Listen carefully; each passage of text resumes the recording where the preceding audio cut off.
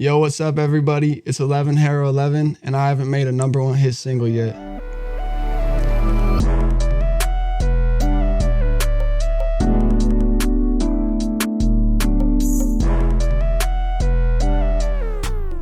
This is Indieknot Films, and you're listening to Haven't Made It Yet. and that's it. That was our intro, and we're a podcast about film and entertainment people and their stories. And we're almost, I think, and we're fading out. episode 51 now. Wow. And we're explaining the podcast. We're explaining the podcast Also, to catch you up. It's a polite thing to do to new listeners. I'm Hayden. I'm Sam. And I'm Yannick. And today we have a guest that is close to home, you could say. It is Hayden's brother. I know him but very well. More importantly and more relevantly, he is a musician. He is an actor. He is it's a creative, wild energy. He's a passionate ball of creative energy. Oh, Yes. that looks like he's here right now. Okay. Perfect timing. Look who it is. Here he is. There he is. Come right Welcome. Get in here. I love the get up. Thanks, bro. Yeah. How y'all doing? Some new hair. Yes, sir. Yes. The hair and outfit matches. Yes, it does. Shout out Prince. You already know. By design. Love I know this guy. Yeah, this is my brother. If y'all didn't know. Yeah. He's the dark side of Hayden. Yeah, I am the evil twin. The evil twin. Another thing related to this podcast is you do our theme song. Yeah, I do. Yeah. You made that. I made the theme anybody song. who's been listening, you've been listening to his music already. Yes, sir. But Harrison had Harro. oh, Wait, start over. You got it.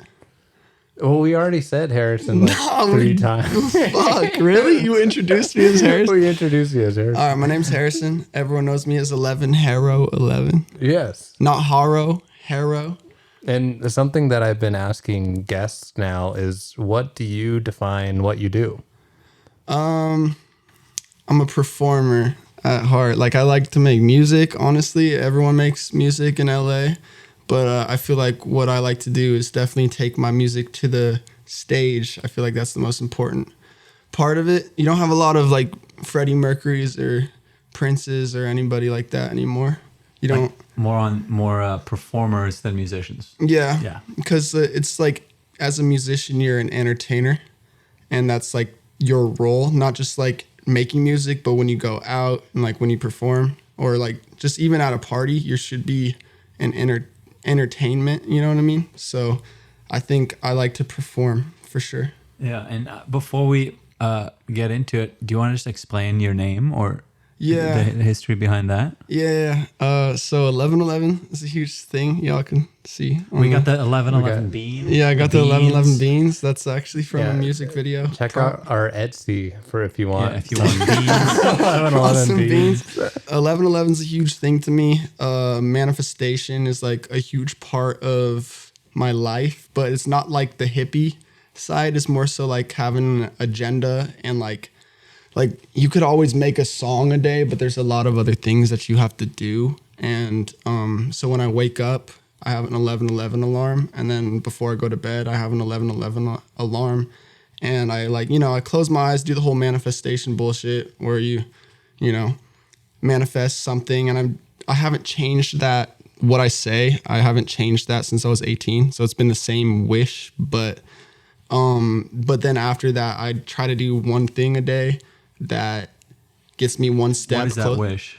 I can't say it. Okay. Yeah, but if I said it right now, It'll be done. it'd be done. Yeah, Like- the hair falls off. Fucking, but Unravels one string. yeah, no, it's holding me together. But I just make sure I do something every day to get closer to it. So of course, recording music is something, but if you don't, do that, you have to do something, whether it's write a song, write a storyboard for a music video.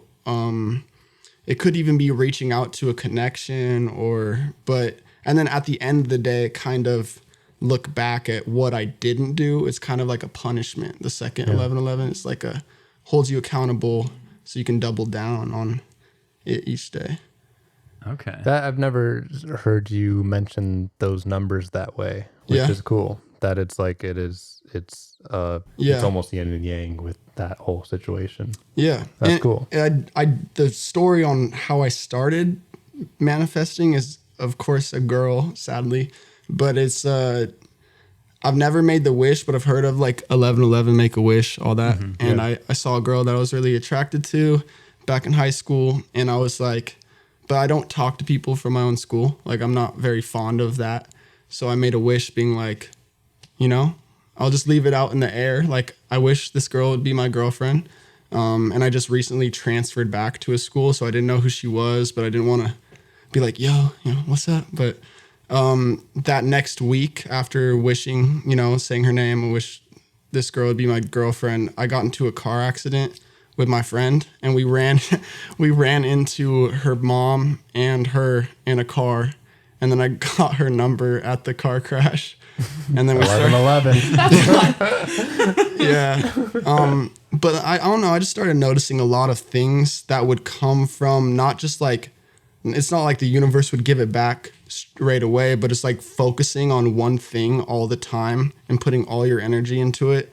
You'd get some sort of answer, you know, from it. So right then after me and her broke up, that's when I changed my wish. So I wouldn't, you know. Oh, so the wish isn't a daily adjustment. It's the same wish. It's the same Like wish progress over time. towards. Yeah, Right. it's the same wish. It's very broad too. So you know, because you could just wish for one thing and then you might happen to not be the one thing you wanted. You know, careful what you wish for. I have two questions. Yeah, just two, and then we're done. Just two, and then we'll It's pass right. the torch. Have you ever missed an alarm? Does that happen? Oh yeah, Oh, okay. And Yeah, then you sleep. just proceed as. yeah. No, it kind of pisses me off. I'll miss it by like a minute sometimes. Yeah. You know, but You just do it late. You just do your ritual a little later. yeah. Yeah. But I do have. You know how you hit the ceiling when you go past the yellow light? Oh, I do that too. Yeah. That's another wish time. I got that from an ex. Every time. Yeah. Okay. So we all I get. just kept going. We all get I was like, I something. like this. I'll keep doing it. Think of her every time. Sadly, I do, and it's like I don't like. Give me my need ukulele to. back. You know. But yeah, no, I do that. I took that from you, but I use certain things like throughout my day, all the time. So today, like maybe 5 times, even like on the way here, I do that and then say the same wish, or driving through the tunnel. And where are you from?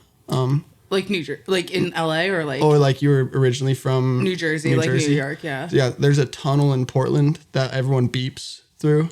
It's that entering straight into Portland. I just like pick spots and like times to always like continue, you know? Yeah. All right. And then my second question is, do you feel like there's every time you get a little closer to your wish or you get something from this manifesting, do you think you're giving something up in like a universal zero sum, I don't know if that's the right word, kind of a way? Like, you know, you got in a car crash, but then you got the girl's number. You know, I think about that sometimes. Like if I get something really great, you know, does that mean I'm gonna have to pay equally in bad luck at some point or something like that? Yeah, I'd say free time, friends and family, and money is like probably the main things I lose out on because I'm so focused on one thing so constantly that I forget that I have a mom and dad that will just answer, or like I don't know, last 2 years ago I missed out on like 3 months of conversation with friends and family just because I was so focused on where I was at. So I'd say it's more so like relationship based things, you know, love and family that I miss out on sometimes. But yeah. And would you agree with me? Like just from, I know you've talked to yourself as like creating a brand, right? And like part of that brand is the image that you wear of like so like your pink and purple hair and how you style yourself. That is part of the brand that is also related to your music. Yeah. Would you say like that in itself also, it's hard to kind of step away from like you as an artist. Like the thing that I do find funny, and sorry for being older brother now, but like it's you when we go to like a wedding or like a family wedding together, fuck. Yeah. and everyone's staring at you and everyone's like, who the hell is this? well, no, who cares what they're thinking? But what you come over to me like, everyone's staring at me right now. I'm like, Harrison, you have purple hair, and you're like, you're wearing. I mean, you have like a fly like tux and everything, and you have a stylish thing. But it's like, I always find it interesting of like part of like music and being in this world. It's so tough to be noticed, and part of that creating that brand is to create like a vessel. I used to call it a vessel of creation, you know, a vessel of creation. It's weird. It sounds dumb when it's on a podcast, but how is it challenging to like not be able to like, you know, like, because when I see you as a brother, I can see you as a musician and as Harro and as Harrison. Yeah. Can you see yourself as that? You're always Harro. Yeah. It's like you kind of create it. Like God, I don't know if we should talk about this, but like I did a lot of drugs growing up. Yeah. And I kind of used that because the Beatles and like Jimi Hendrix like canceled out parts of who they were to become who they are, you know? So I feel like after I kind of had that blank slate, I started deciding like, I don't really like these type of girls. I don't like these type of friends. I don't like these type of clothes. Like, so I really feel like it is who I am. That's why when people call me Harrison, I know it's from elementary school or family. Yeah. Like no one in LA calls me Harrison. Like I will answer to it, but I do prefer Harro. Like I had this conversation with my friend last week where it's like, 2 days ago, I was like, Harrison's not really my name. Like it doesn't feel like I don't have like, I've totally separated from that. Would you ever legally change your name? Yeah. Yeah. I don't know if my parents would like to hear this. I've always thought about changing the last name. Well, it's your name. You can do whatever you I want. would keep Garrett, but then I would add a second last name. And that would be Harro? No. No, just something like to start a family, you know, like add to the tree. But I mean, like, would you, if you're becoming this more Harro, I would be down would you change your name to that? Yeah, it would be sick. Like I don't know. I think that would be sick. I feel like Harro more than Harrison. Harrison's like an athlete. And okay. Well, I don't know. Like, I feel like I can identify with this. Like, I also am very big on like manifestation. Like, I have 222 tattooed on me just because, one, that's my birthday. But I also feel like I went a very similar journey like last year where it was just kind of like, I don't know. Every single time you go back to your like a hometown or like roots, I don't know if I've talked to you both about this, but like 100%. I'm a different person than fully who I was when I like grew up in New Jersey. And like I go back because my family's there, but like I'm not the same person by any means. And like maybe it's not like didn't change my name, but it's like you're a new person. You're actively deciding like this is a blank slate. I'm actively deciding like, right, like I don't want to wear those clothes anymore because I don't need to. Yeah. I don't need to be surrounded by these people because I don't need to and I don't want to. Yeah. Like all these different things. That makes sense to me that you've like, especially as you're being more focused on what you actually want to do creatively. And I, you know, as we're all creatives here trying to do something in LA, like I very much identify with that. I feel like to talk about like the separation is so dramatic. It sounds dramatic, but it's like, that's what you were at and going for from when you were young. You're just actually allowing yourself to choose to do that. I feel like in a sense. Well, like in my elementary school, I don't know what grade it was, but it was one of my yearbooks. It says, I want to be like, what do you want to be when you grow up? And everyone has these jobs. I want to be a rock star, you know? So yeah, I think you kind of, everyone gravitates towards that. Like if you go become a doctor, the way you talk when you were in high school versus when you after going to college and stuff for like 6 to 8 years, you're just 100% a different person. If I spend most of my time with musicians, most of them are rappers, like hip hop or R&B hip hop, like artists. It's like we don't really talk the same as people. You know, we have different slang, we have different outfits, and yeah, I feel like some people struggle with knowing who they are because they change so much, but I try to pick, you know, my outfits, my style, and my music taste off of who I am. Yeah. So, Yeah. you get it. You get it. So you've always known that you wanted to do this? Yeah, 100%. Okay. And why do you think, what do you think makes you want to be a rock star? Honestly, I kind of want to be a pop star, but Pop star. But I say rock star just because it's like a lifestyle of like, you know, like living in your car just so you can record, doing all that stuff. But what makes me want to be that is because I just love music. Like, I've always loved art. I feel like I have a mom, you know, that sings, and she was in bands growing up, and theater is a huge part. Choir was a huge part of my brother and my sister's lives. I was in a play with my sister when I was in 5th grade at her high school, and like it always struck that, you know, that part of me that I'm like, this is way more cool than, it's not like math. Everyone hates math growing up, but I just mean like when you see the career paths of where certain things will take you, it's like, I want to live a fun life. Shout out Patrick, but I want to live like a fun life. And it's also the most hectic life, you know? Yeah. But it is fun because I feel like if I compare stories with people, I feel like I should just stay quiet because some of the things I've gotten myself into are just more interesting.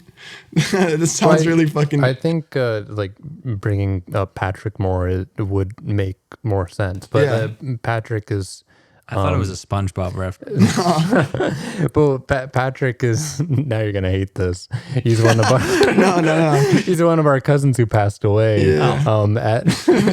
at a young age. I think he was 10, and he was just a huge role model for all of us, like family members, the whole family, and how to live our lives. And I feel like, I mean, one of his like dying words that he said to his brother was "live it for fun," and Live I life feel for like fun.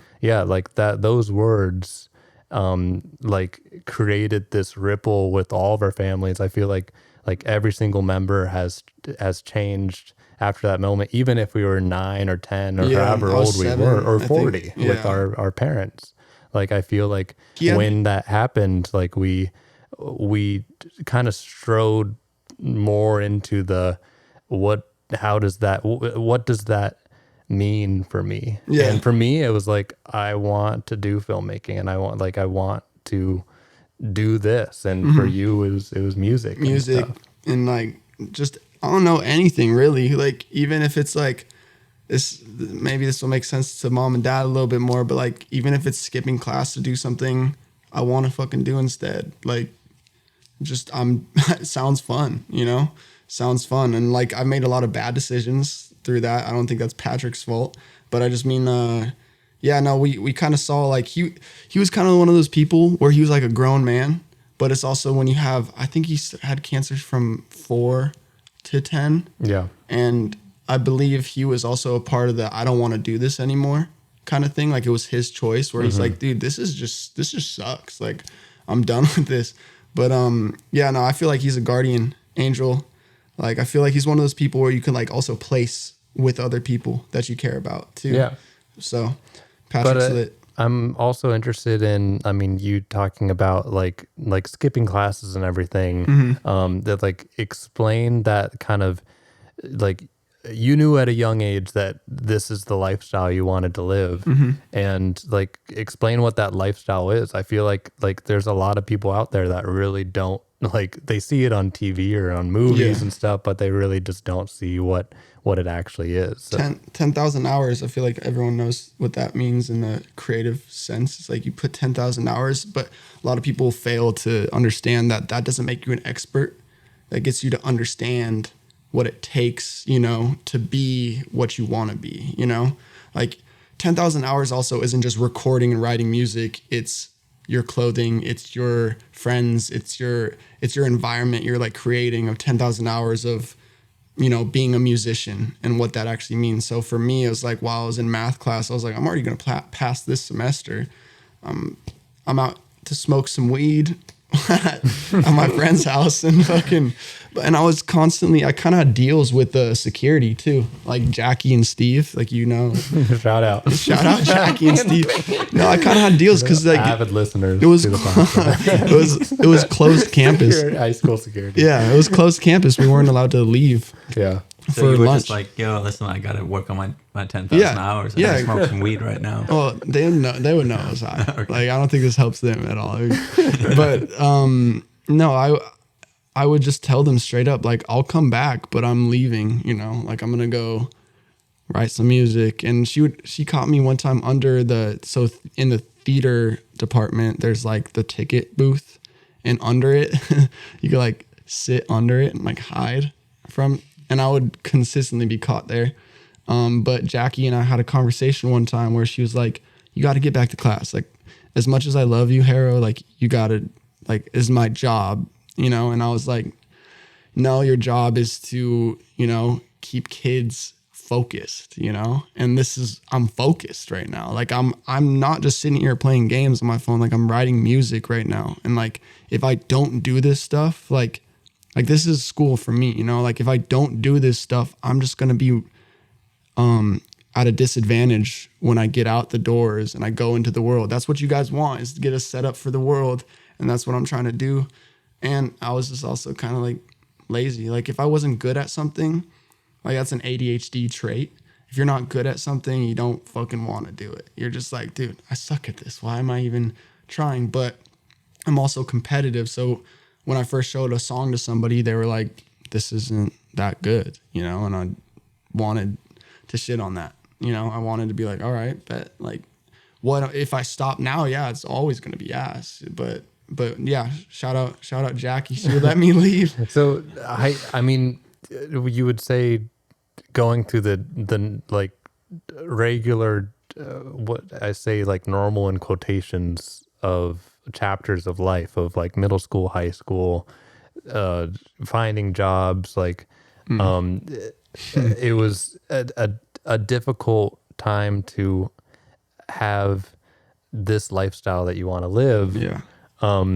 A story that I like, and we can not talk about it if you don't want to, but this, like, for you to graduate high school, there was like almost a town hall meeting all the teachers, and I find this very inspiring. And tell me to stop if you don't want to continue. I was curious where you're going for a second. There's that one time when I was in sixth grade and from your Star Wars, which you definitely took money from me all the time. Well, like, was stupid. Yeah, I was Okay, anyways, okay. But chickens. no, I loved that, and this is like this is the mixture of like the cross between how you should live your life and how you like need to live your life. Yeah.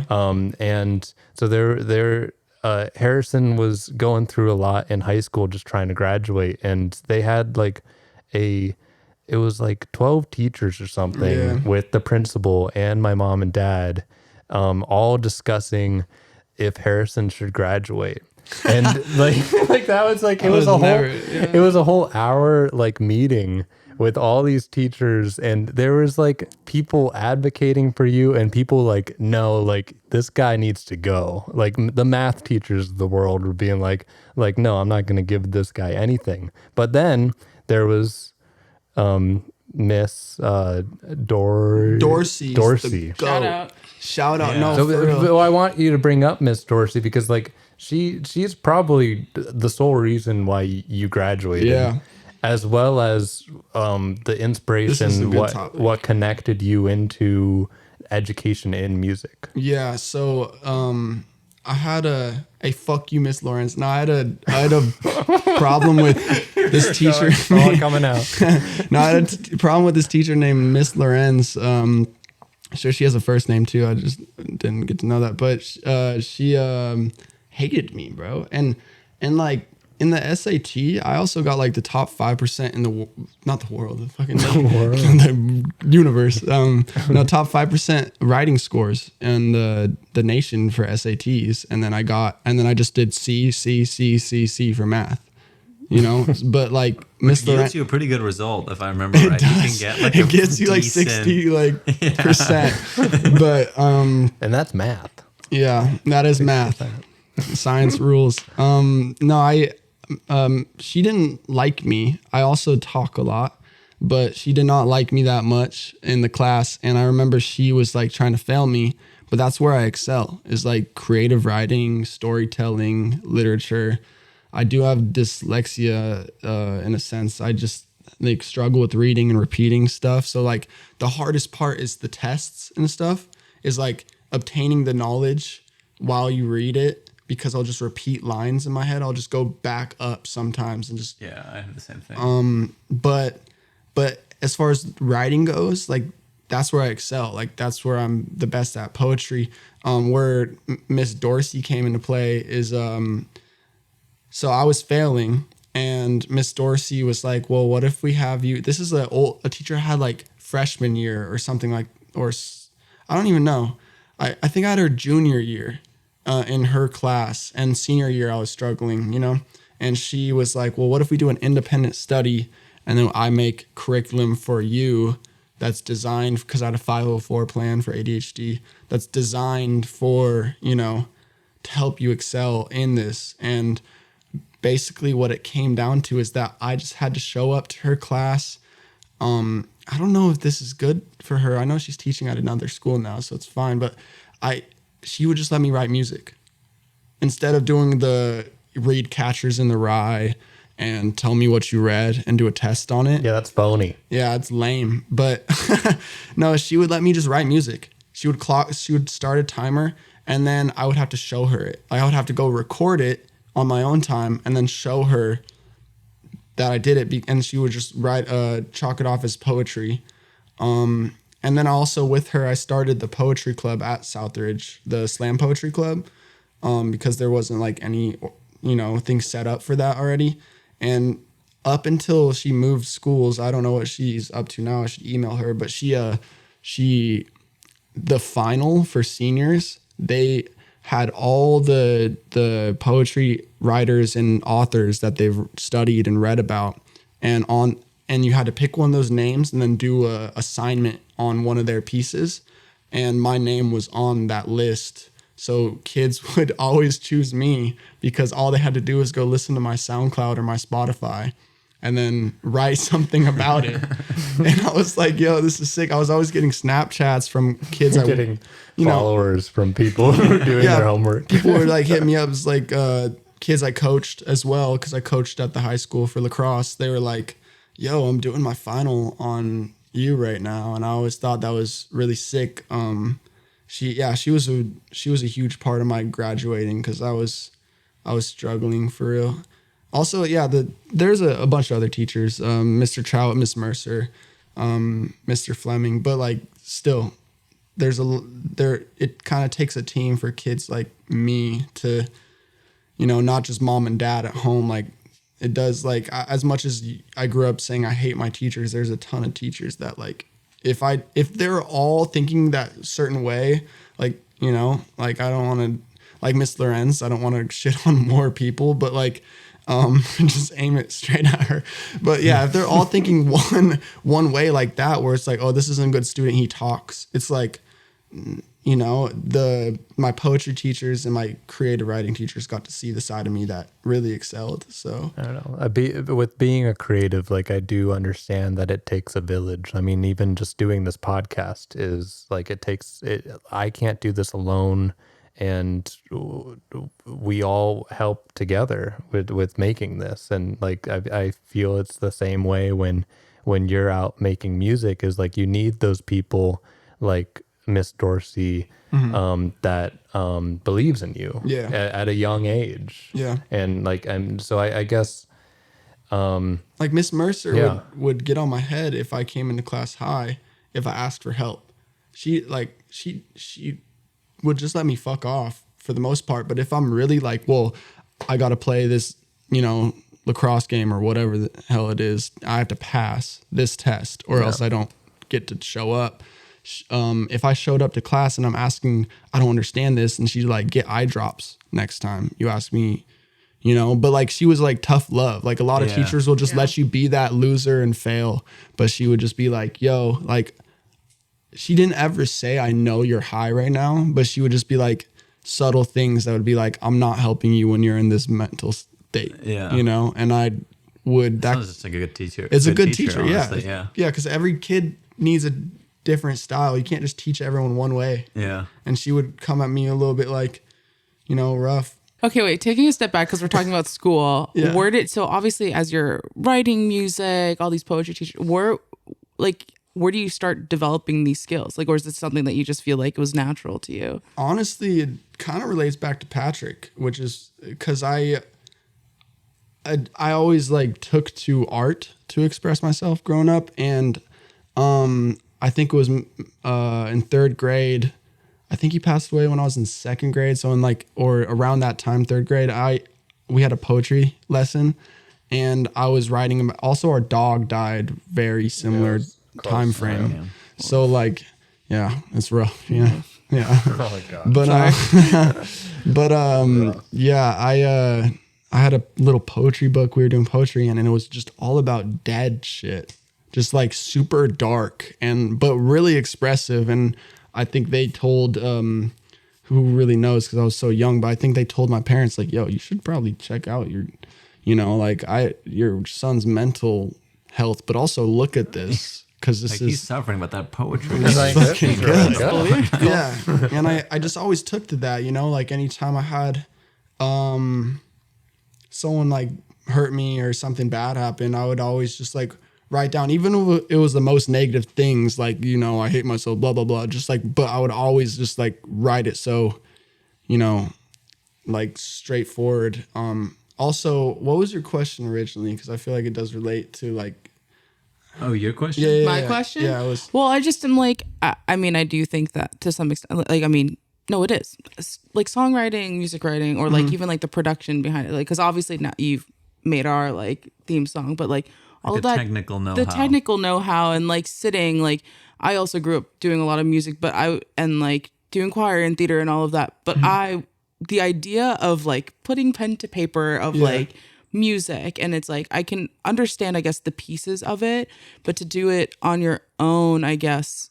And you were speaking about the 10,000 hours, which obviously, but music encompasses so many different areas. Like, like I'm curious, I guess, how you taught yourself, or like, was there something that really like, as you go along the way, you're like, I picked up this skill from this situation, or is it just, you're like, I'll just figure it out when I get there kind of thing? I think it was also like a friend's that I had as well growing up. But as far as like production, I'd say it started with drums and piano.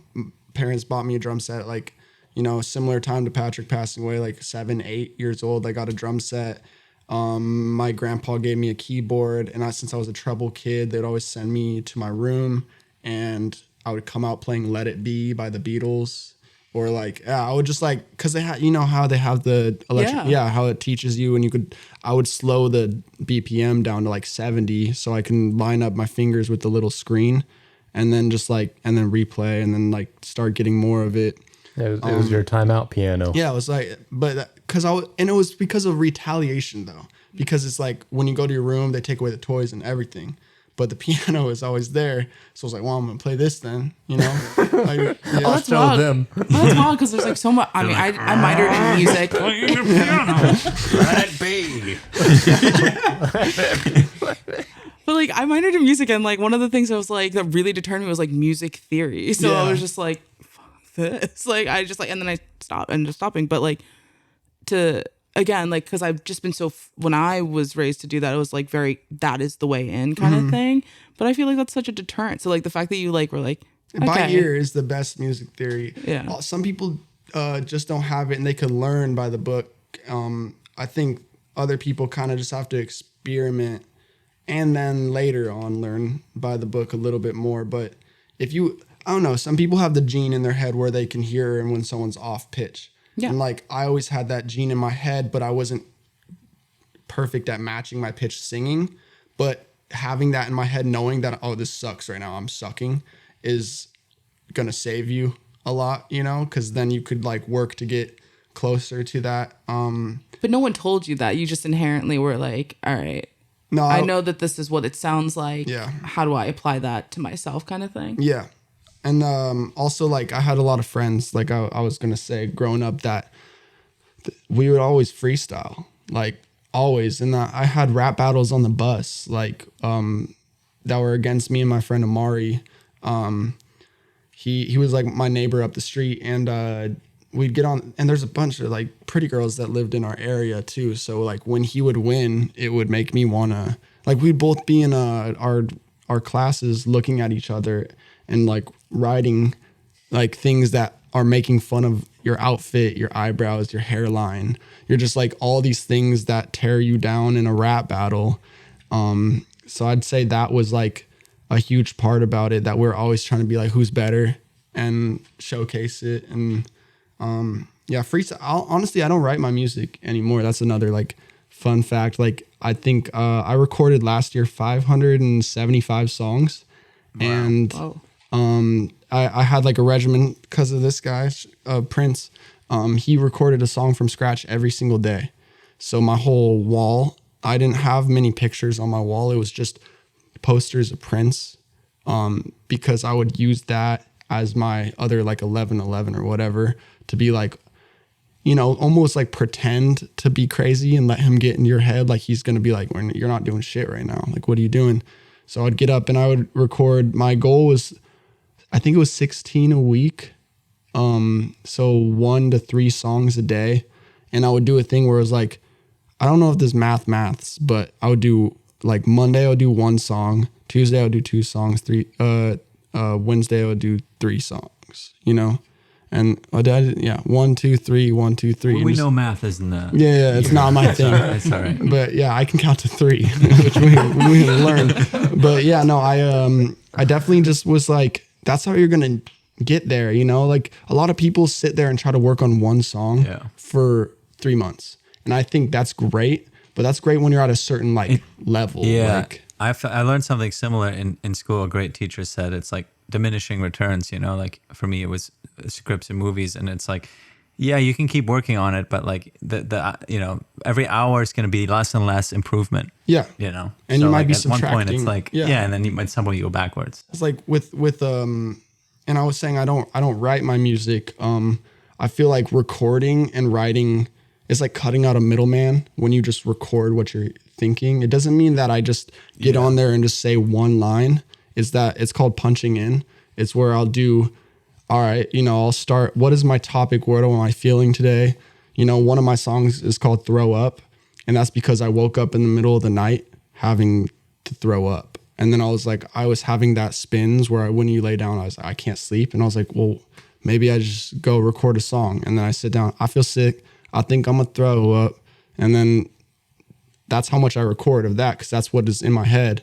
And then you kind of like build, you know, goddamn, I don't never want to grow up.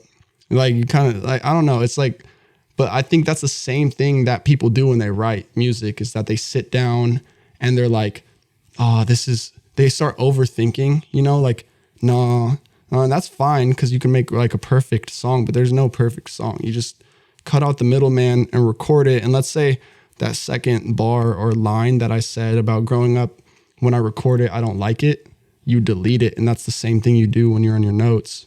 And it kind of saves that time where you're like, you know, you could just come up with a different rhyme, different thing that leads more to your topic sentence or whatever. But yeah.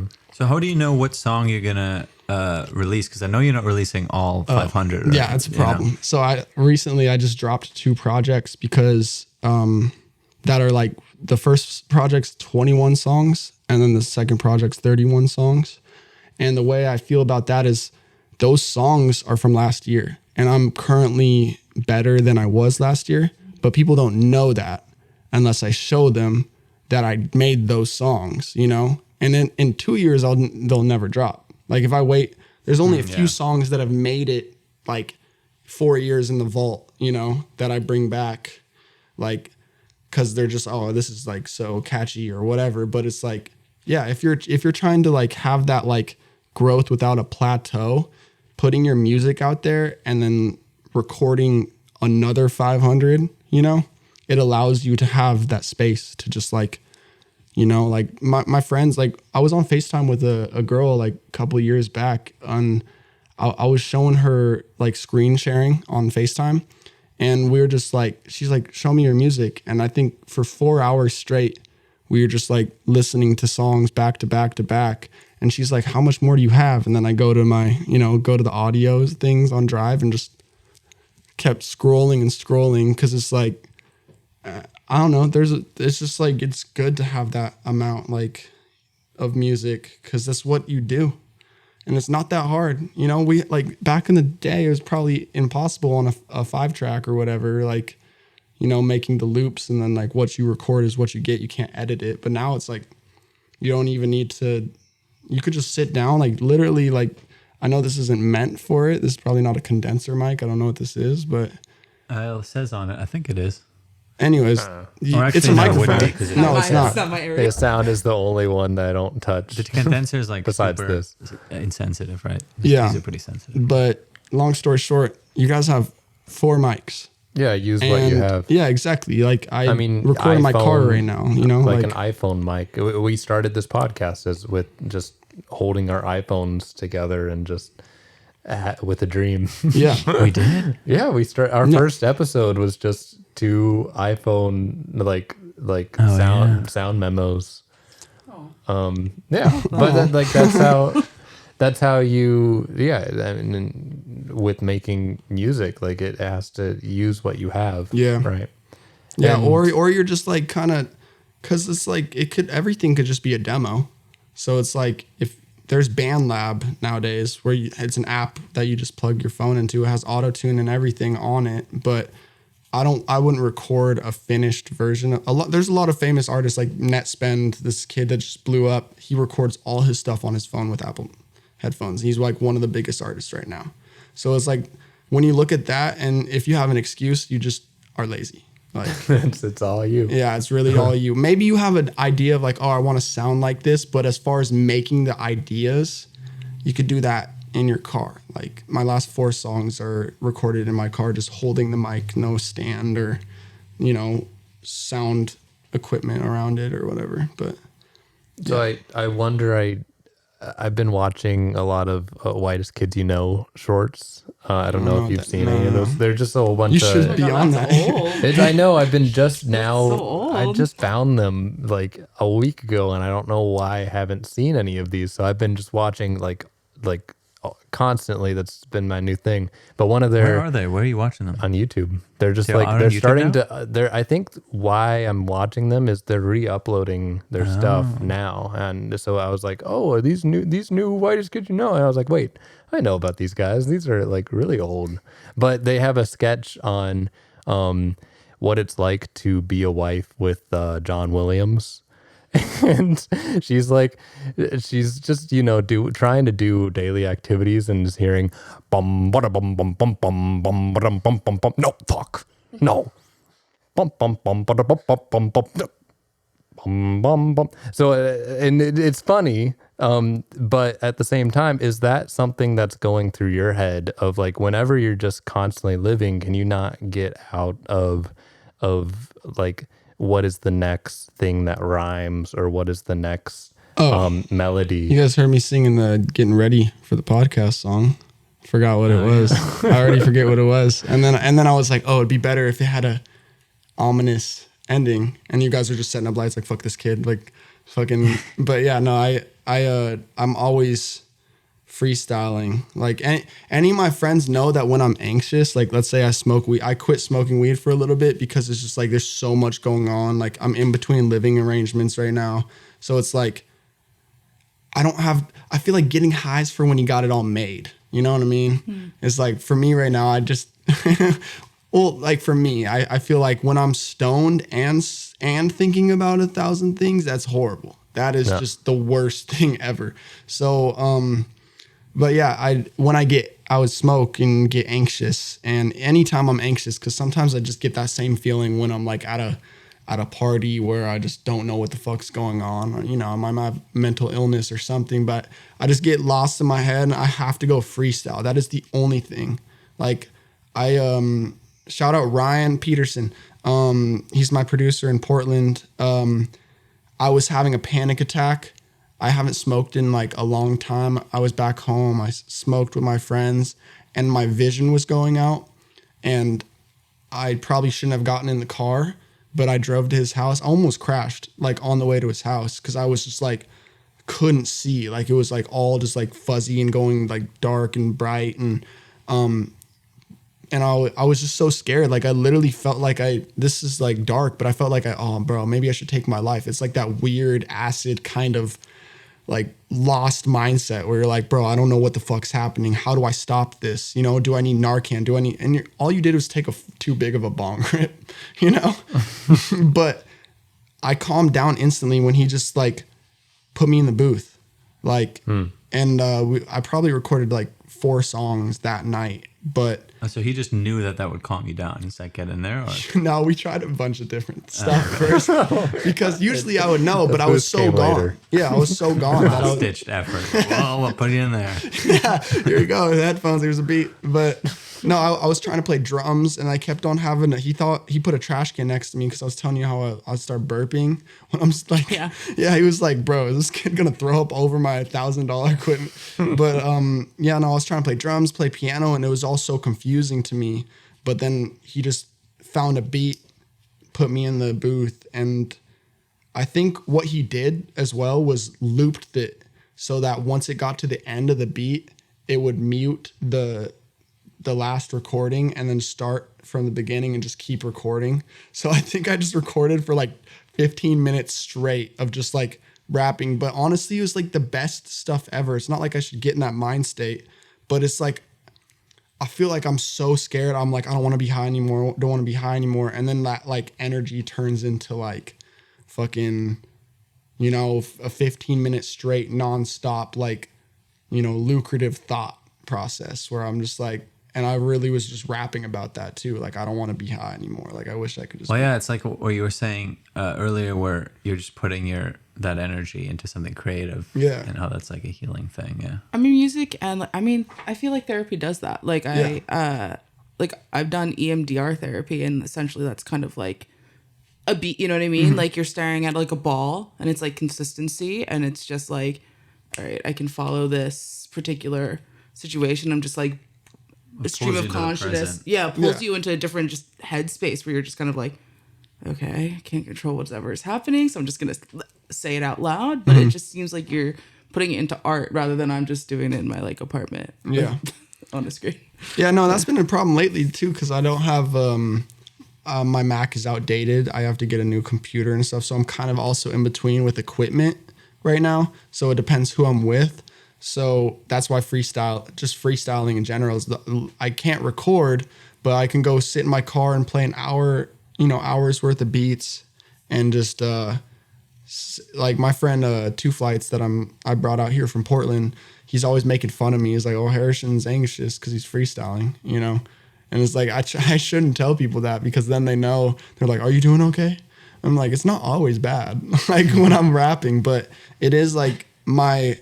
It is my like, I have mental problems sometimes. I feel like weird thoughts of like self-doubt, self-hate or whatever. And then that turns into anxiety. And I feel like that's how I know I'm meant to do this is like, cause like for a lot of people, maybe, using this substance would help them out of that or whatever it is. And for me, it's literally just rapping and singing and making up shit on the spot. That makes me feel like I forget that I'm even scared. And it kind of reminds me who I am. Because when you're anxious like that, it's usually because you're having a no, it's not depersonalization. It's a dissociation. Yeah, depersonalization is bad. But yeah, dissociation is like a scary thing for a lot of people because you don't know who the fuck you are. Like you actually forget what your mom's face looks like. You start to try to think of weird things that will like help you, remind you and ground you. But I guess the only thing for me is music. And that like centers who I am as a person. It's like, oh yeah, you're a musician. This is what you love to do. You're Harro, you're going to be okay. Like, and just rapping those type of things out into the world, it kind of just reminds me, yeah, I'm out in LA. This is where I'm at. You're just scared because you're a pussy, like just calm the fuck down, keep rapping. Always helps to Positive self-talk. call you a pussy Oh no, to get you out of yeah. a bad one. Yeah, stop being such a pussy, You mentioned you're in LA now. Yeah. I just saw that honestly today. I never knew For that the was a first thing. time. For the What? Saw first what? time. Doing that? Yes, I Oh, saw is it someone backwards on the camera? Are you serious? I saw Shit. someone do that. It's just everywhere. Yeah, I've I was never. gonna say. That's so. It's on cool. hats. I know it's on hats. It's giving like Tumblr vibes. But I didn't know that this was like There's hats that have the hands doing that on the hat. I know I'm a transplant, Welcome to LA. You're what? but with coming to LA now, the music scene is different from Portland, Oregon, as Yeah, one could assume. Bigger fish to fry. And as well as you've been adapting to other things, where you are the star role of Tendon, our short film. Hey. It's right Your behind big you. break. Hey. The Oh, little it's not poster. really. Yeah, my You big get break, to see dude. I them, made it. yeah. I could chill out. Yeah. Calm down for a But little bit. tell us about, is that something, do you see yourself as an actor as well, or? I'm about to get some face tattoos, so I don't fucking know, dude. Like, if maybe typecast. Yeah. I really, Makeup's a thing. makeup is a thing.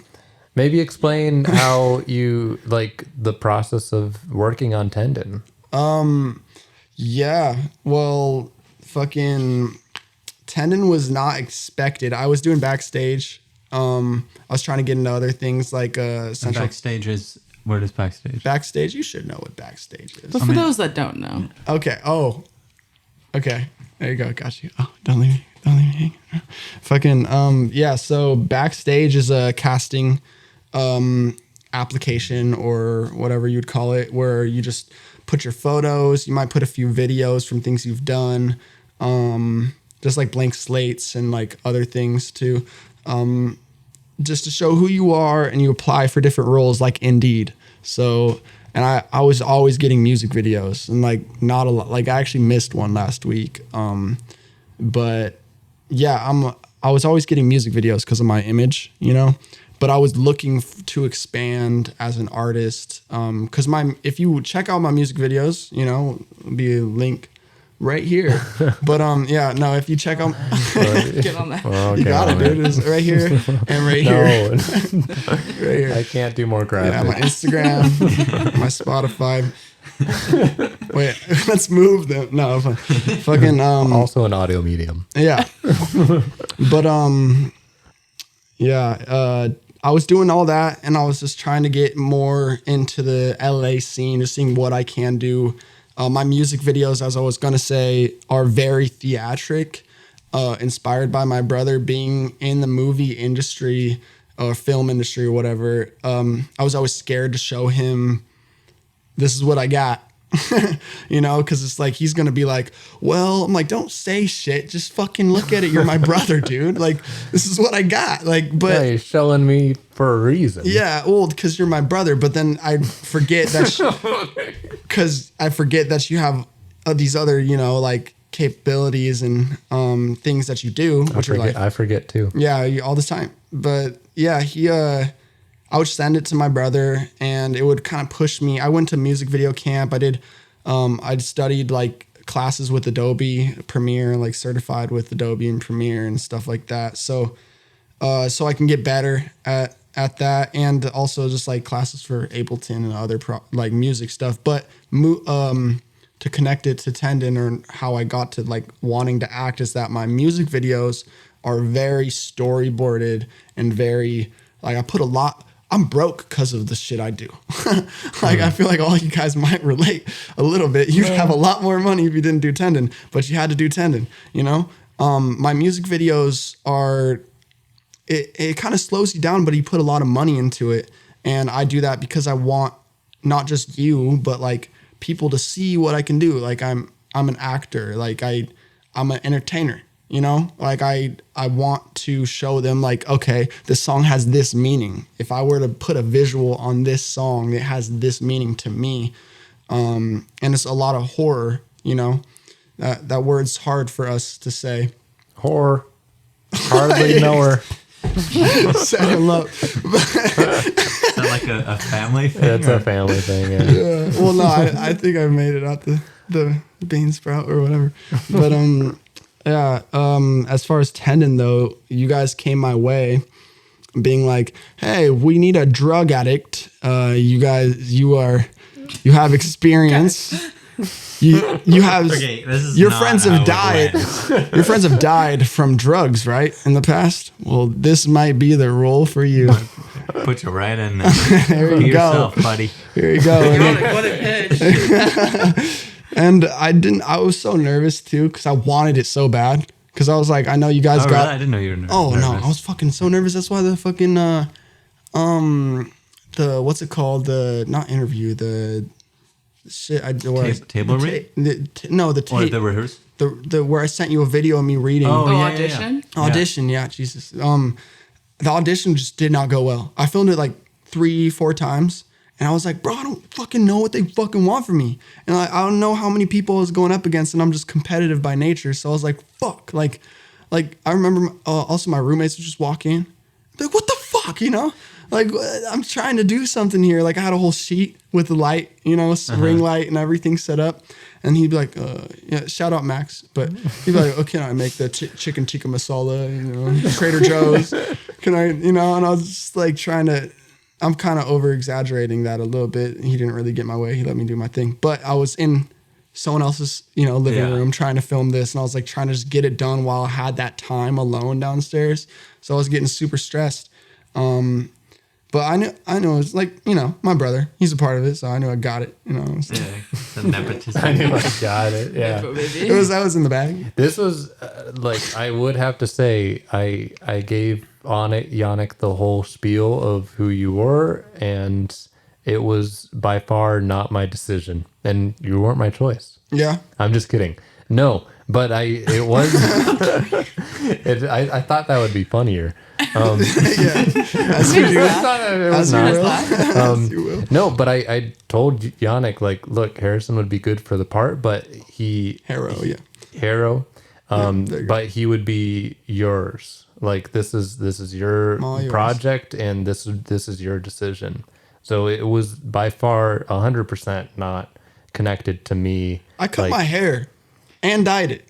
Well, that's what he said. Is like, if he's going to do it, he's going to go all in. Yeah, no, I literally had hair down to here. I had like the Sasuke emo anime kind of thing going on. And I was like, well, fuck, what does a drug addict look like? And I was like, a mullet. Well,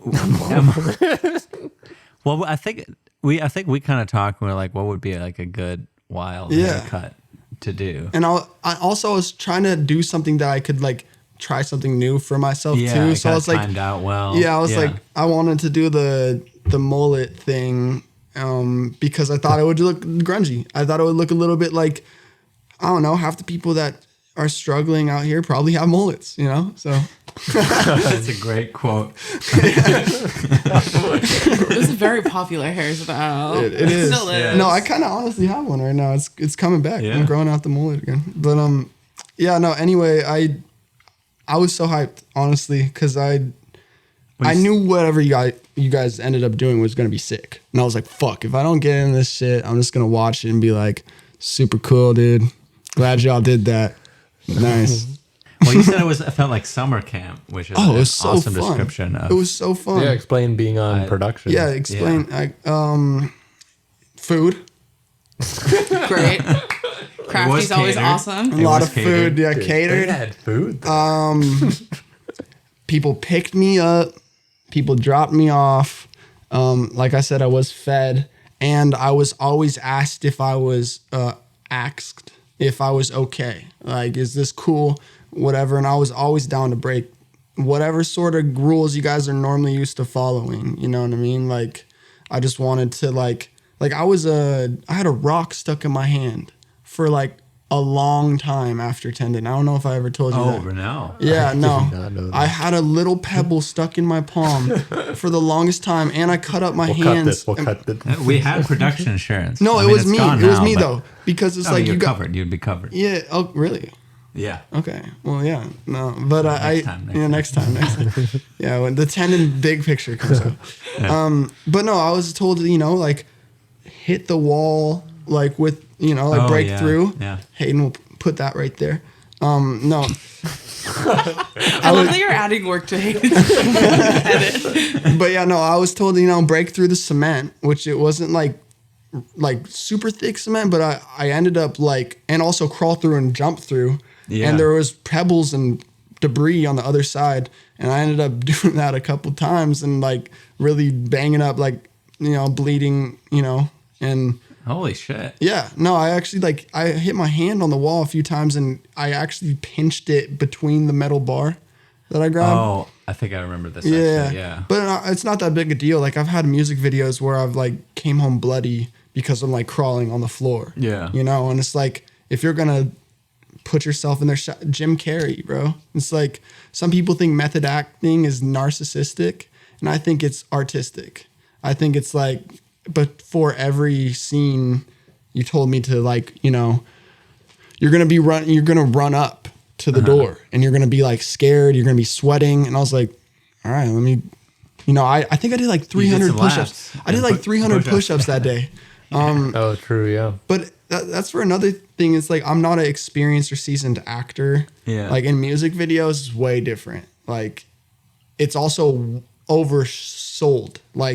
Your eyes, in music videos, are going to be you know what I mean? Yeah. And this is more, I had to pull back a little bit. I remember that being a thing because I remember just based on seeing the stuff you'd done and your audition, it's there's just so much energy and so much. It was just really big, and I was I think I told Hayden this we just gotta if you can just do the subtle version of this, it'd be perfect. And it's just so much easier to go more subtle than Not really. most not for you, but for most actors, I feel it's really hard to because you just don't know what the craziest version of that performance is. Yeah. And so it's hard to describe or bring a person out of bringing a shy person out of their shell is a lot harder than telling somebody really loud and vibrant to do 50%. Yeah. You know what I mean? And so that's to me personally for a project kind of encouraging or good to see if somebody just does a bigger version. Yeah. No, I had to tap into real life scenarios too. Yeah, that was awesome that you had we were having some conversations about some stuff we could. Yeah, no, I've had 5 friends of mine pass away from overdose, and I wasn't addicted. I'm one of those people that can just kick in the bucket, or the cup, or whatever, do whatever you when you're this is too much, I'm done. Right now I'm sober because I felt it was affecting my life negatively. So I'm not the person that's really controlled about substance and all this stuff like that, but I had experiences where it felt I was, you know what I mean? Or trapped in certain scenarios where it's there's people passed out on the floor. I'm stripping a friend so he could fucking go in the shower, throwing up from mixing alcohol and pills, and you're slapping him to keep him awake. And it's it's so traumatizing. People don't understand that it's not that cool, Yeah. How is that interpreting it into acting? Well, for me, it's I've had experience getting caught or whatever and in trouble, and that's where I was at downstairs, where I felt I was being, the eyes were there's different levels of people, what they're looking at. Lauren, she was on my side, very much like my sister would kind of be. But also my sister did change roles in real life, where she was sent screenshots of me doing certain things, and I would have to come home still fucked up on drugs, being told blah blah blah, this is from mom and dad. And I kind of used those experiences to if you watch Tendon, which you should when it's out, I kind of darting, I can't look in the eyes. Yeah. I'm so intent on showing someone what happened. Like, I don't give a fuck what you have to say. Like, this is what happened to me. Fuck you. You know what I mean? That's my character, you know? Yeah. It's like, do you not listen to what I'm saying? You know, like I just saw someone die, dude. This should be the only thing you're thinking about tonight. You're Not giving me like flashbacks to the making the movie right now. yeah. But yeah, In a good way. no, I just think it was just like really fun to like use those life experiences for artwork, you know? Yeah. Because like Yeah.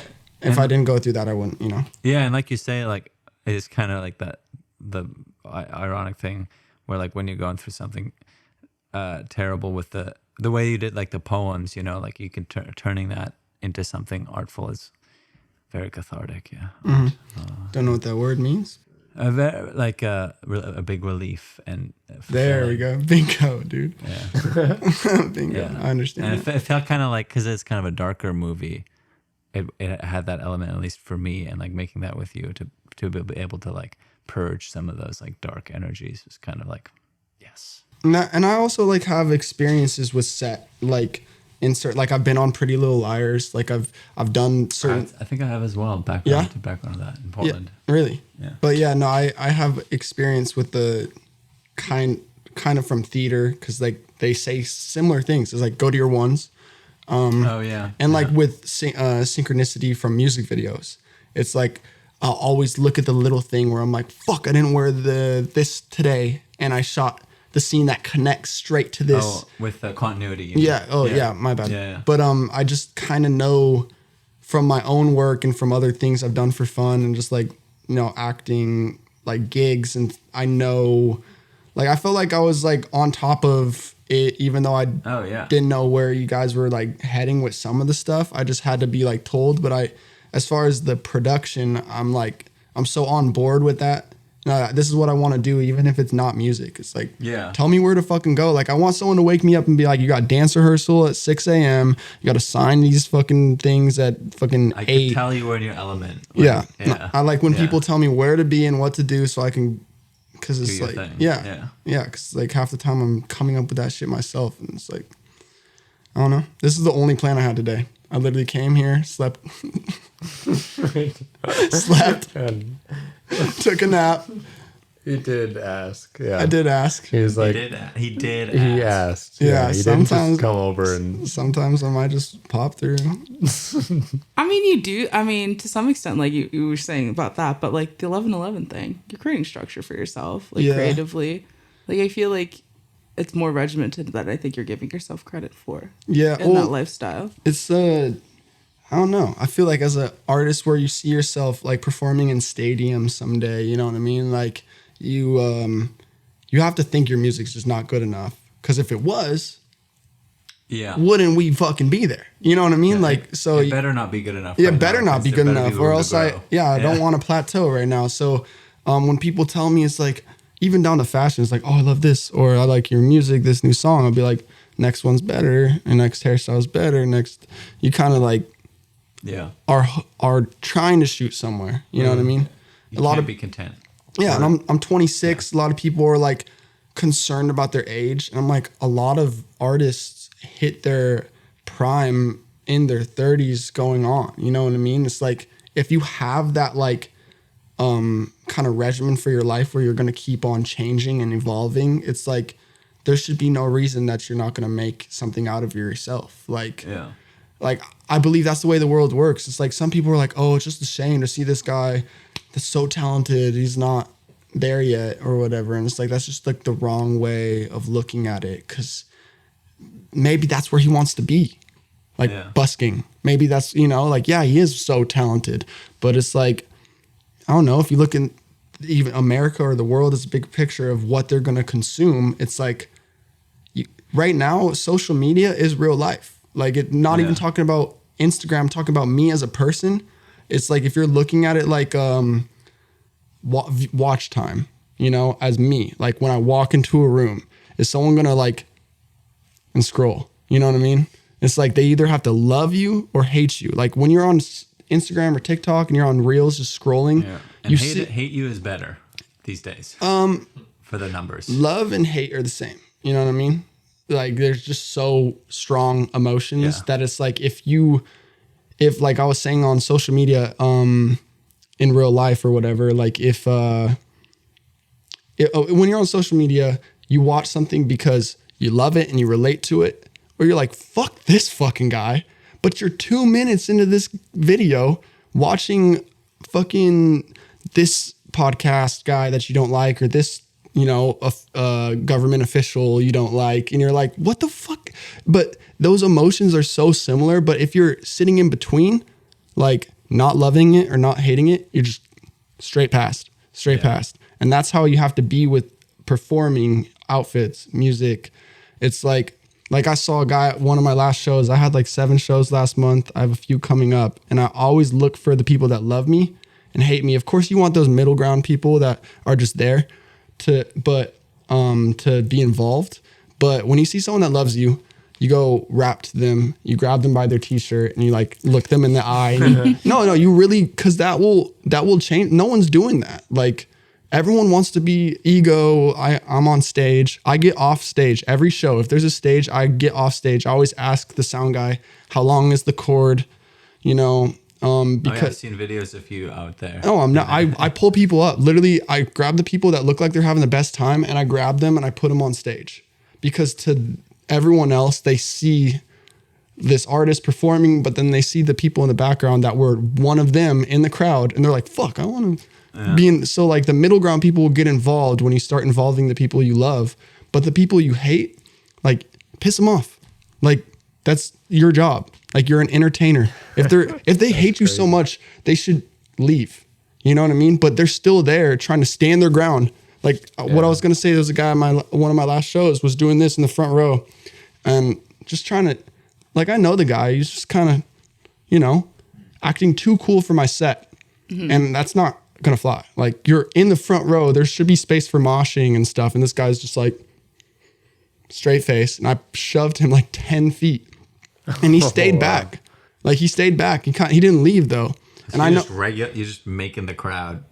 Piecing it together right in front of you. Yeah, exactly. I shoved him 10 feet because when he gets in his car, out of the 15 to 10 whatever artists that performed that night, even if he was trying to be too cool for me, it either made him be like, wow, like he could lean on the love side, or he could lean on that fucking douchebag just shoved me 10 feet. Who the fuck does he think he is? But that was already his mindset, is who the fuck does this guy think he is, you know? Yeah. So you might as well push him to their sections.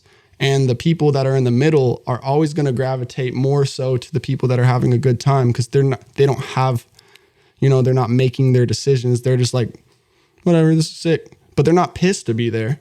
They're not happy to be there. So if you get a bunch of people moshing and, you know, singing your lyrics and stuff to a song you could tell someone knows the song, then those middle ground people are going to be like, they're going to pick a side. They're going to either be up on stage having a good time or pushed back 20 feet. You're making the definition of fanatic, which is kind of interesting to me. Of like, that's where the fan word came from. But you're making like the extreme of the fanatic of someone that like absolutely loves you or absolutely hates you, like both sides. I'm more pissed if you don't love or hate me. Yeah. I'm more pissed if I'm just looked past when I walk into a room. It's not like I want attention, but it's like, well, then if I had none, what would the fuck my music be to you, you know? So, okay, so you're saying that, I don't know that much about the music scene, but like people are starting to like recognize your lyrics a little bit and stuff like that, which sounds great. Yeah. And you kind of gave us like a little bit of the origin story of like some of your first songs. Can you just like give us like an outline of like what your next kind of steps are that you're trying to hit? Is that management? Is that the type of shows that you're trying to do? Bro, I'm like, free. Social media, like hit me the fuck up. Yeah, but like what are your you're obviously very strategic about everything. What is your strategy going forward right now? Well, the coolest part about being a musician is you have no idea, but making content, you know, like I feel like I'm done the footwork, but I'm not done. as many shows as possible. It's fucking summer. You should be just running it up. Like I have Friday, Saturday, Sunday this week. You know what I mean? Shows. Yeah. Yeah. And from not all of them are my set, but I have friends that will get me on their sets with songs we have together. It's like as many as I could stack up and make an impression. Showing face is the most important part. A lot of people stay inside because they're like too cool. Fuck you. Dude, go outside, bro. Like literally go outside. No one's going to know who the fuck you are. Why are you dyeing your hair and sitting in your room? Like go outside, show them your pink, purple fucking fit, whatever you got on, fucking continue to go. That's only done me good things since I've been out here. I know so many people now. Like people, when I would go to this show called Trap Rave, it's like a rap show. I felt like I was a loner, nobody at first, but I've gone so many times and that's got me to the point where when I walk in, it's like, yo, like it's like high school lunch, you know, when you're just like saying hi to all the people you know at once. Like that's what Trap Rave is to me now. And I'm trying to make that.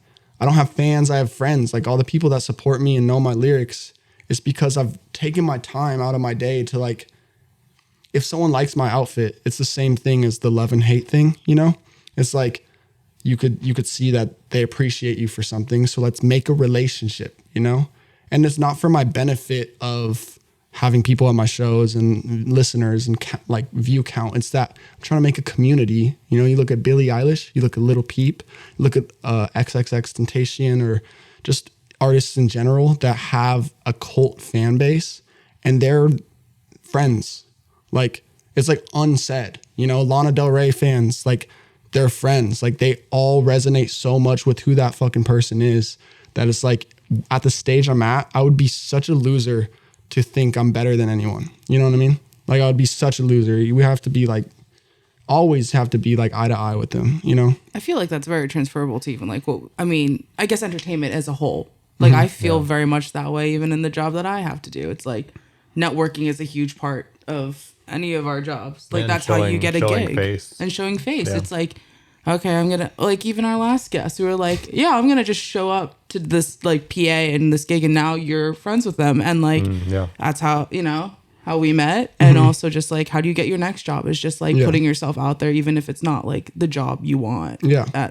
But it leads you to somewhere by showing up and being there and creating relationships. It's just going to make the whole world smaller. LA is so small. Yeah. Like, I'm sure you feel that way already. No, Sounds for real. like it just, I know too many people from just like going life and just Yeah. going and just putting yourself out there. So, I mean, I just feel like isn't that the point of all this at the end of the day to some extent? Yeah. And like to kind of like wrap up, I guess the question is like my next step is like, I don't know. Like I want a management. It'd be really sick to have someone that gives me a plan. What I'm getting right now is that there always needs to be growth and I like to get feedback and that's the best way to know where you're at. And let's say last Friday or Saturday, I went out to Trap Rave and I was taking a piss, giving a piss and donating piss urine. to the urinal. And a guy went into the bathroom. I forgot his name, so forgive me. But he was like, Harro? And I was like, just done taking a piss. I was like, what's up? And that's a very LA thing, is that if you don't know who they are, you might as well continue that conversation, pretend that you do, and figure out where you know this guy from. You know what I mean? Yeah. And the thing is, I didn't know him. He just seen me at a show or something and was like, dude, you got fucking star power. Like the way you perform is so like different than all the shows I go to. We need to work. I have a studio, la la la. And then literally 10 minutes later, some dude tripping balls on shrooms comes up to me and he's just like, bro, Harro 1111.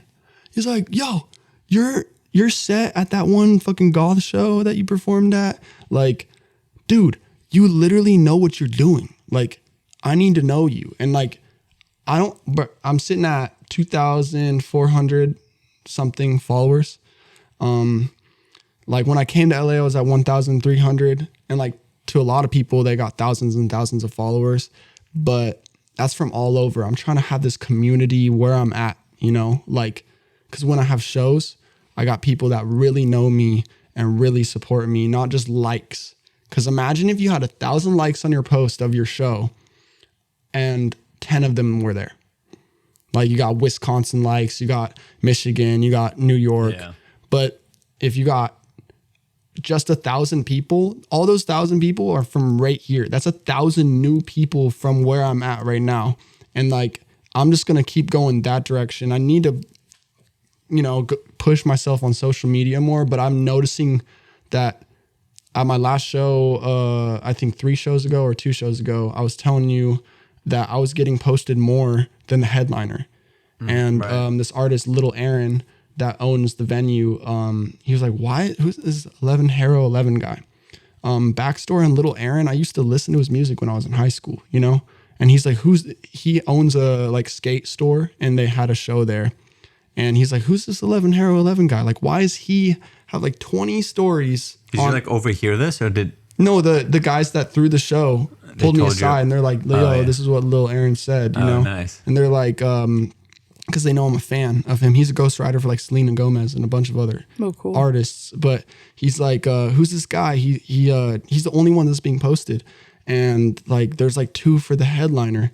And they're like, that's because Harro is just sick. Like they came out here, the whole people were singing his songs and like know him as who he is, And like, it's not even like shade towards the other artists. Like I'm cool with the headliner, but it's like, they're going to have me headline at one of their shows later in the summer. Cause they're like, they don't give a fuck about like me having 2,000 followers. Like that's only going to climb. And that's some bullshit, Like I honestly see myself having millions of followers someday, but I want to be at the same level of like how close I am with these new 1,000 people that I've just met. Like I want to create those relationships. So when I'm climbing up to 10,000, it's genuinely that they've seen me at a show or they've seen a music video and the show made them like, whoa, this is fucking different. Or the music video is like, yo, I love horror. Or like, I want to relate to the people. So when they actually come to see me that they have to drag their boyfriends there. And those would be the guys that hate me, not like the strangers. You know what I mean? Yeah, like I would love to just be on posters of people's walls, and stuff like that. Yeah, no, I'm kind of in the corner there. You can't really see it. I made a better one where you're front and center. But really? Yeah. Can I have one? Yeah. Someday? Yeah, I never actually finished that one, but it's like you looking through the hole. Oh. And then it's like a little retro, like aliens style with like bars. Kind of hard to describe. No, I need that. Yeah. I need that. I'll send it to you. With your music videos, so just like last year when you were focusing on writing as many songs as you could, this year now you're doing like a different goal of continuing. Is the goal a music video a week? Oh shit. Well, if my money was correct, it would be like I'm shooting one right now for a song called Bleed Through the Speakers, but it's like time. If I was rich, holy shit, I'd be dropping music videos every day. I don't even care about the amount of views. Like I love this shit so much. I'm allowed to let something flop because I want to fucking put it out there. I don't think it's a flop. Do you know, with it being, I mean, it's almost the end of June, like how many have you done since January till now? Like, do you know that number? Dude, to be honest, not that many. If I started doing run and guns, I would have so many. Like I'm able to, I edit music videos. Like my editing process is like 6 hours or less. Like unless it's crazy, but still, it's like when I do a storyboarded thing, the editing is just so much quicker, anyways. Than coming up with a run and gun style. Yeah, that was my bad. I thought you were doing something of like continuing. I was, but it's like I'm saying, I'm in between living scenarios. So it's like I think July would be a good month for that. But my next music video, it's like I'm getting a studio space. I have to like get makeup for a girl that's gonna be like have her mouth stitched shut and like. Oh, that's awesome. Yeah, I just have to do it right because I want people to see that I care. But also another thing, since I have this big idea of everything and like how I want it to be, it's like some people just also want to see you. Like a lot of my favorite artists, a lot of my favorite music videos are literally them eating at a restaurant, skating at the skate park, recording the song the day they were actually recording it, like live. Oh, it's the best. I love, and they're hard to find. Like just the musician, just like working it out or like just Yeah. making the Lifestyle, music, you kinda. know. I mean, music videos are really cool too, but like I'm just a sucker for like just when I eat like an edible or something, that's like my favorite thing to do is Yeah. just to find like just like whatever musician just in the process. Yeah. And I'm not even a music person. Like it's just a mystery entirely to me, but I love it. Yeah, think no, I that you don't want to do that. Yeah, I'm doing that more. I'm trying to. I was telling you about the list of things I'm coming up with Yeah. to like work on myself and get better. And one of those is like, slow down. You know, grab the wall. Jiggle wiggle till in. you want to make your ass fall. Yeah. I got you. No, Yeah. no. One of the things I'm working on is like slowing down the process and kind of doing something that's a little bit cheaper. Yeah. Like, Or just the thing where you're saying like saving the middleman by putting the words right into the program. I think that's super interesting, and that could be really cool. What's his name? The singer-songwriter with the weird that he's got like things cut in his eyebrows.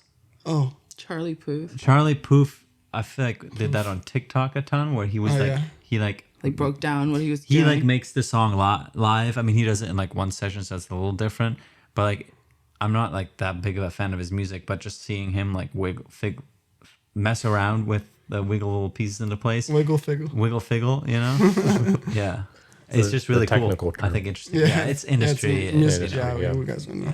yeah. But yeah, no, I think that is very true. That's something I'm trying to work on, and it makes it easier too. I would be able to Yeah. drop a music video a week if I just. The hard part is having someone that's constantly filming. Like, Yeah. you know, like if I had someone that was following me around everywhere, you could make anything look beautiful. Like me fucking sleeping in my car, like it could be something around that in there. You know what I mean? Like it doesn't fucking matter. Like I go out to parties every weekend. Like this whole weekend's filled with concerts, parties, like content.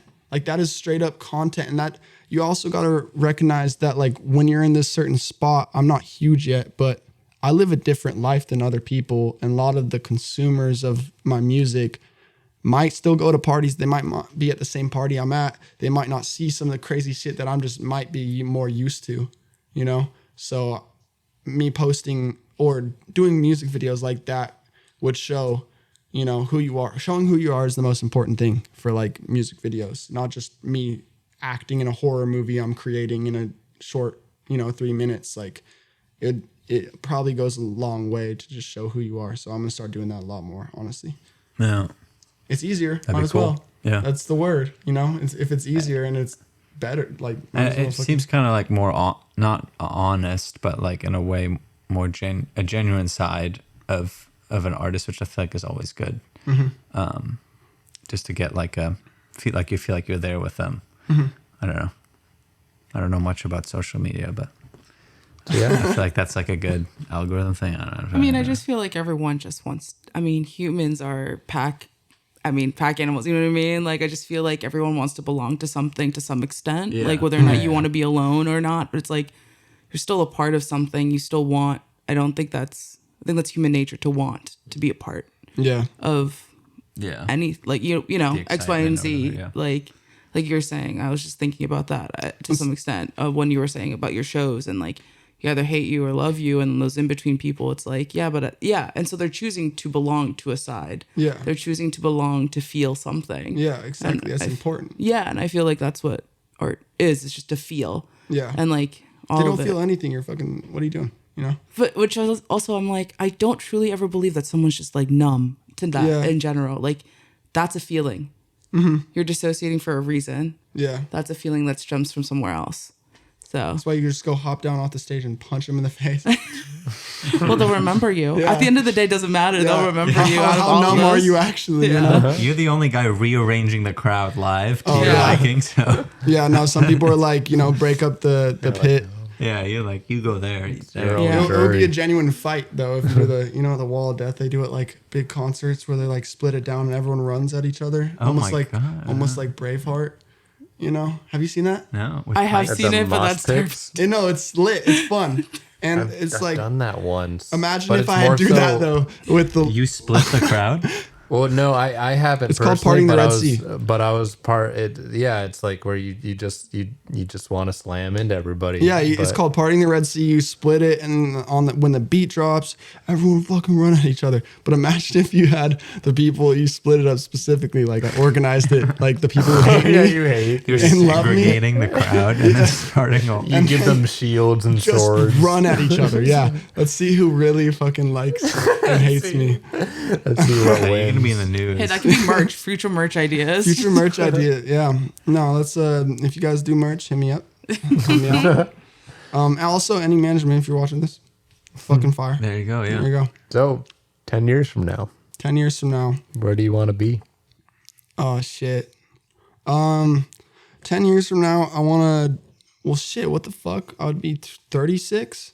So, as far as music career, I can't answer all those questions. But as far as in between those 10 years, you know, where what I would have accomplished, stadium tour, headlining my own tour, selling out Portland, selling out LA, selling out New York, fucking staying away from being just stuck in Vegas. No residency. Well, just in general, just like I want my career to be in not just America too. Like I want to go to Europe. I want to have world tours, you know. I want to be in charge of my own life. I want to pay for my parents' bills. I want to pay for give people like pay homage to the people that have let me do whatever the fuck I want when I want so I could be successful. I think if you don't have goals like that, that's okay. But I think I have those goals because I know what I'm capable of and that I'm going to continue working towards those until I can get there. I could be next year. It could be this year. It could be in 2 years. Could be when I'm 33. But I just know that I'm going to see it. And yeah. And maybe someday managing another artist and leading him away from temptations and other bullshit that I had to go through and figure out myself, actually be a solid outlook for somebody. But till then I have to live it, you know, or else then I'm just telling someone a bunch of shit where I'm like, this could be the way that it goes, you know, like I'd rather actually live this shit to my fullest potential. So yeah, 10 years from now, a house, paying for my mom and dad's bills, and maybe whoever's, you know, still in my life, like family in general. Hey, you got me, man. Yeah, I got you. Apparently, you owe him money. Yeah. Yeah. Snake chickens. Oh, I yeah. got you. No, of course. Just literally like, also just, yeah, like I got a sister in Australia, you know? What's up, Corinne? And I love you. And I would like to pay for family reunions. Like that's another thing. You know, like it's so hard to get all your family in one spot. It's like if I had that money, of course, it's like come here or like, you know, just go wherever. I guess 10 years, maybe kids. I don't know. 36. Might That's as well. doable. Yeah. It's a little young, but Yeah. No, probably some kids. Yeah. yeah. Yeah. Okay, and then if we were to find you in 36 years and play back a recording of you now, what would you say to yourself? Good shit, bro. Good fucking shit. You got it. You did it. You did it. I don't know. Not that deep, but it's like me right now understands it. To remind you, old ass motherfucker. You're sleeping in a fucking car in LA and you're still performing and people still fucking give a shit about you and you're not just some hobo, you know, and you did this shit. So hopefully you're fucking comfortable because I'm not. Yeah. That's a good one. How accomplished you'll feel at 36. Yeah. That'd be Yeah. awesome. Yeah. That's what I'm saying to him. That's a good one. No, I think Yeah, that's that's good. Bet. That'll be a fun one to hear. Yeah. Well, thanks for being on Harro. Yeah. 11-11. He is That's the officially 11-11 hands. transformed. That's the 11-11 hands. You put down the middle finger. Oh, I'll have to do one. Yeah, and all The your middle fingers one? up. Oh, I can't see my. You can't I'm put your thumbs double up? jointed. Can't put your thumbs up. 11-11. I don't think I knew this. Is this? This is his. Is this like this is your thing? Right? Yeah, it's my this thing. Is how you yeah, guys- it's like 11-11. Oh, Wait, and okay, then wait. Wait, let me do LA. With LA with the 11-11 hands. 11. Oh my God. All right, yeah. Oh wait, I'm not good. Thank you guys for having me on, though. And, This is fucking sick. Where can people find you on Spotify? Is that your Yeah, main so thing? all my socials and music is all the same thing. We never brought up the beans. The but beans are yeah, this is here. the 11-11 beans. You can see that in my music video. You can find you anywhere on any.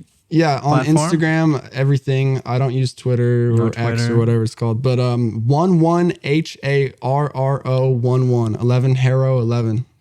Yeah. Cool. And then also we got a music video, one of Yeah. your music videos Yeah. on our channel. Check that out. Everything. Yeah, everything by 11 Harro 11 on Indieknot. Yep. And then right now it's just the trailer for Tendon, but that's doing the festivals and eventually will also be on the channel. Mm-hmm. So plenty of places to check you out. To see your face stuff. and hear your And voice.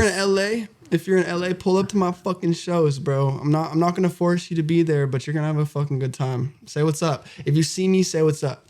That makes my day. Say what's up. But yeah. Should be easy to spot. Purple hair. Yeah.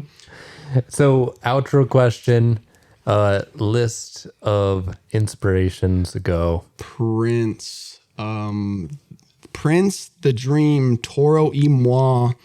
I guess growing up, Childish and Chance, Juice World, Jack White, David Grohl. Oh, Dave Grohl. Dave Grohl, my bad. No, I mean you can. David Grohl's fine. I call him Dave because we're on you a guys Dave have a better basis. relationship. Sure, nickname basis. Yeah. I got his book. It's kind of Davey though. Gosh, I don't even know. Ariana Grande, Justin Bieber. God, it just goes. Oh, the Platters, for real. That should have hit the top 5. If y'all don't know the Platters, you do because it's in a bunch of big movies. You know, y'all definitely have heard them. Do a little bit. Oh my God. Do a little bit. Only you know is right. I'm the worst. for that. Only you. Yeah. Yeah. Never heard him. Or heavenly shades at night are falling. It's twilight time. Out of the gaze, the voice is calling. It's twilight time. It's doo-wop. But they I were love that, though. That's the good. I'd say the origin of a chorus coming back.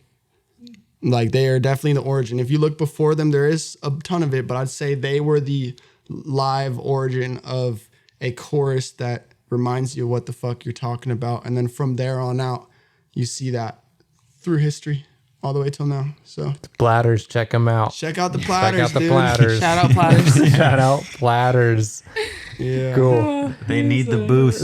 Need the booze. Hey, yo, shout out Indieknot. You know, shout out my fucking mom. Shout out Ryan AP. Shout out my teachers. Fuck my teachers. You know. Fuck Miss Lawrence. Yeah. Hey, fuck you, Miss Lawrence. Fuck you, Yeah. Miss Lawrence. Yeah. Hope you quit or something, retire or something. But yeah. Yeah. What else? Shout out Patrick. Shout out Xavier. All my family. I love you. Love you, Corinne. Love We you, Hayden. are. Oh. Yeah. Wait, say that Now again. you're cutting off Love your you, hey dog. Love you, hey dog. I was gonna say we're already like mute, like we're already faded out. Our outros fade. Oh, bet. But I'll make sure it fades Just right get after the- you get say the- Hayden. Yeah. Right. You can move Hayden out. You can move Hayden Yeah, out. we're You're gonna just right actually before. just cut the rest out and just be like, I love you. Hayden. This is Haven't Made It Yet, an Indieknot production. Hosted by Yannick Ehret, Hayden Garrett, and Sam Hong. Sound provided by Harrison Garrett. Join our mailing list for updates on current Indieknot productions, upcoming events, and screenings. Link in the description. If there's a subject you'd like us to dive into in a future episode, or if you have any other feedback, email us, indieknotfilms@gmail.com. Please support us by rating and reviewing our show. Before I forget, let's do 10 seconds of room tone. Just don't talk for 10 seconds. That's what room tone And everyone look into that camera so that I can pull a still. is. Are we looking or we're just let's do the thing. Middle finger down, all the fingers up, middle finger down. Thumbs up. Yeah, there you go.